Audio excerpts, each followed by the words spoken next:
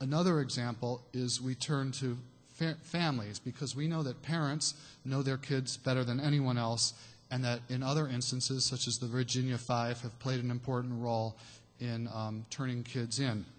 So thus, another example is we also ask, what are the mechanisms within families that could be protective? And we draw upon research we've done with adolescents from other African countries. Now, much more research is necessary in order to go forward and build and evaluate programs. We don't want to repeat what happened with the UK Prevent program, where highly ambitious efforts were done to promote social integration so as to prevent terrorism, and this led to a lot of criticism, but there was not enough evidence to counter that criticism. Now is the time to engage in a deeper questioning about the underlying assumptions of a resilience model. Some of these matters were explored at the superb pre-meeting workshop organized by Brett, and I'd like to pose 5 questions now. First off, when politicians speak about resilience, is it merely good speech making? I mean, it could be just a way to acknowledge the attributes of communities in questions, but I worry, are we adequately understanding what are key risks and contexts that characterize these communities, not just their attributes? 2, what exactly do these programs and policies aim to achieve?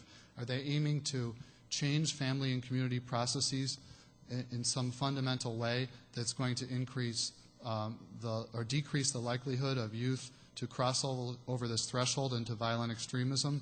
Or are they just aiming to increase cooperation with law enforcement? I mean, this is a very big difference. The former, I think, is true primary prevention. The latter is some kind of adjunct to intelligence gathering. 3, are we believing that we can simply change them with our ideas and actions? I mean, needless to say, resilience is a property of local communities, dependent on values, beliefs, practices, and it takes insider knowledge and perspectives to make it happen. 4, do we believe that we can change the world just through a town hall meeting? Highly targeted efforts like that don't have a deep or broad enough effect to cause changes in families and communities, especially given the multiple adverse circumstances that they're subject to, such as structural and economic conditions. And 5, do we believe that our priorities necessarily match that of families and communities? They have multiple competing needs and concerns and grievances, and so things such as jobs, housing, and school have to be part of the conversation.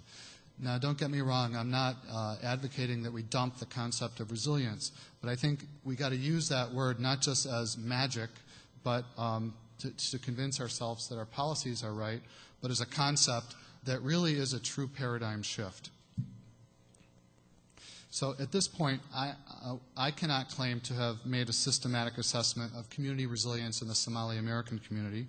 We're attempting to understand how some of the protective resources that we see in other refugee groups could be acting there to combat recruitment and mobilization. For example, in families, parents know what I'm talking about is parents knowing what their children are doing after school, or talking with their children about what they see on the internet, or accessing social, educational, or mental health services. And in communities, we're talking about how groups and leaders and the social fabric provides resources such as sports, arts, mentoring, or trusted sources of information on extremism. Now, my overall impression is that family and community resilience in this community is compromised.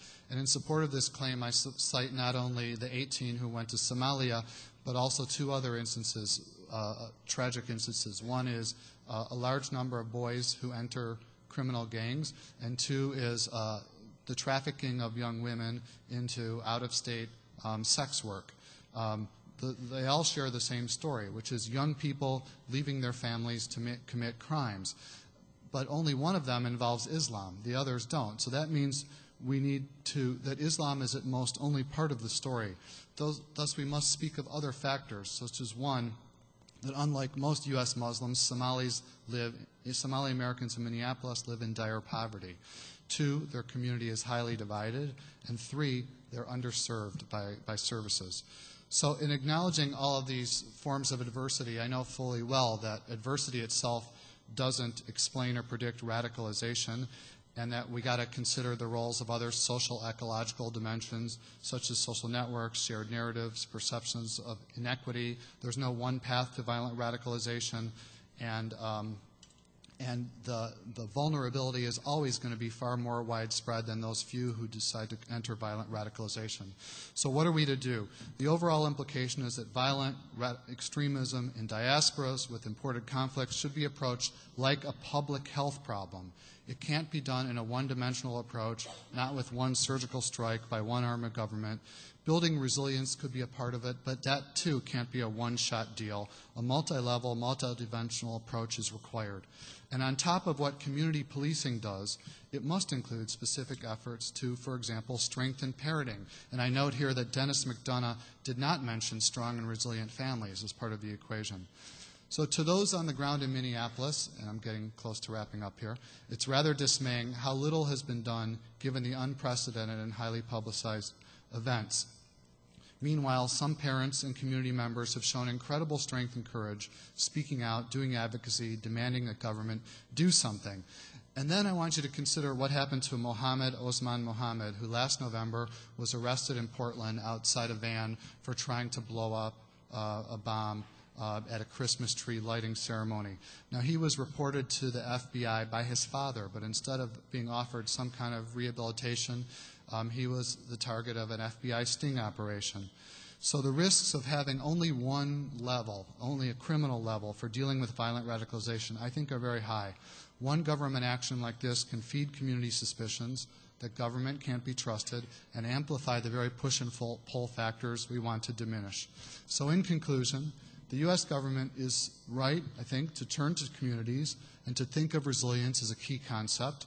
But if this is more than just a selling point or a gesture, then governments need to go a lot further to develop this concept into the true paradigm shift that it is, and to fully commit to working with community advocates and ordinary parents who are, in my opinion, truly ready to contribute.